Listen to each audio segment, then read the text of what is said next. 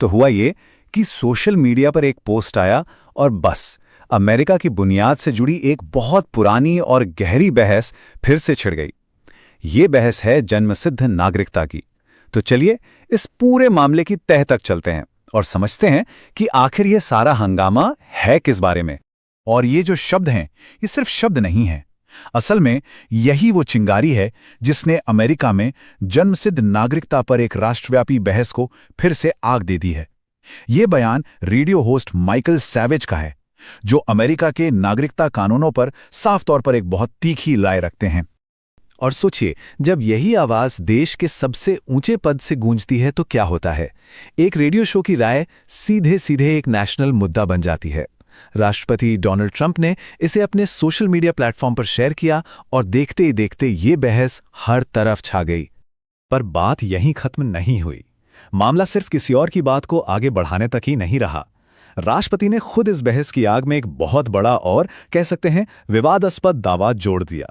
उन्होंने एक दावा किया कि अमेरिका दुनिया का अकेला इकलौता देश है जो अपनी जमीन पर पैदा होने वाले हर बच्चे को नागरिकता देता है। अब देखिए, ये एक ऐसा दावा है जो सीधे सीधे अमेरिकी पहचान और उसके मूल्यों के केंद्र पर सवाल खड़ा करता है। तो सवाल ये उठता है कि इस दावे में आखिर सच्चाई कितनी है? क्या ये एक फैक्ट है या फिर राजनीति का एक दाव?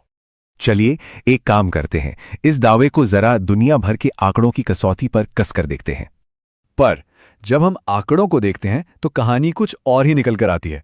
दुनिया में सिर्फ अमेरिका ही नहीं बल्कि करीब करीब 36 देश हैं जो जन्म के अधिकार के आधार पर नागरिकता देते हैं। तो इकलौता देश होने का दावा तो यहीं पर खारिज हो जाता है। और सबसे दिलचस्प बात क्या है पता है? इस लिस्ट में अमेरिका के अपने पड़ोसी देश भी हैं, कनाडा और मेक्सिको। और तो और दक्षिण अमेरिका के भी ज्यादातर देश इसी नियम को मानते हैं। यानी ये पॉलिसी अमेरिका के अपने ही पड़ोस में काफी आम है। लेकिन जैसा कि हर बड़ी बहस में होता है, सिक्के का एक दूसरा पहलू भी तो होता है। तो आखिर वो लोग क्या तर्क दे रहे हैं जो इस कानून के खिलाफ हैं? क्यों कुछ लोग इसे बदलना चाहते हैं?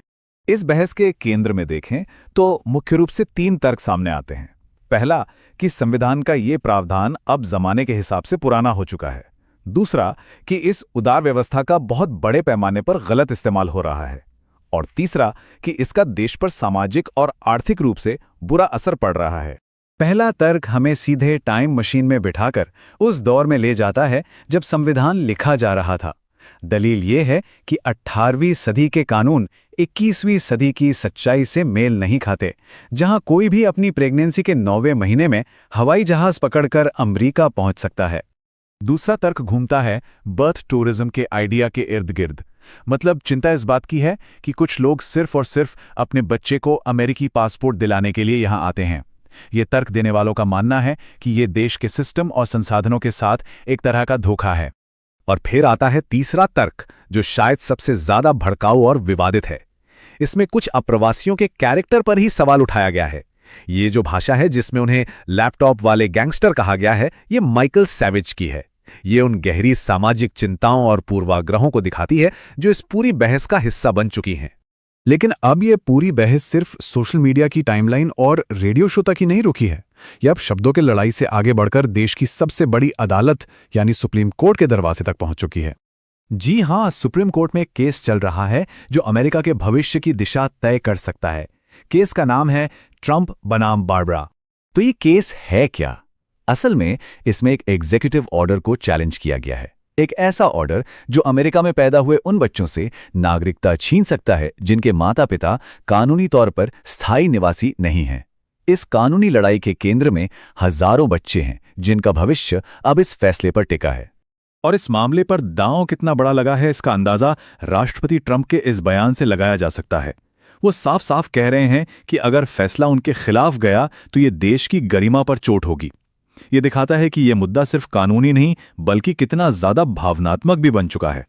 तो अब जब ये बहस सोशल मीडिया के शोर शराबे से निकलकर सुप्रीम कोर्ट के शांत और गंभीर माहौल में पहुंच गई है, तो ये अपने पीछे एक बहुत ही बुनियादी सवाल छोड़ जाती है। अमेरिकी होने का असली मतलब क्या है? ये एक ऐसा सवाल है जिसका जवाब न सिर्फ अमेरिका के कानूनों को बल्कि उसकी आत्मा को भी नए सिरे से परिभाषित करेगा।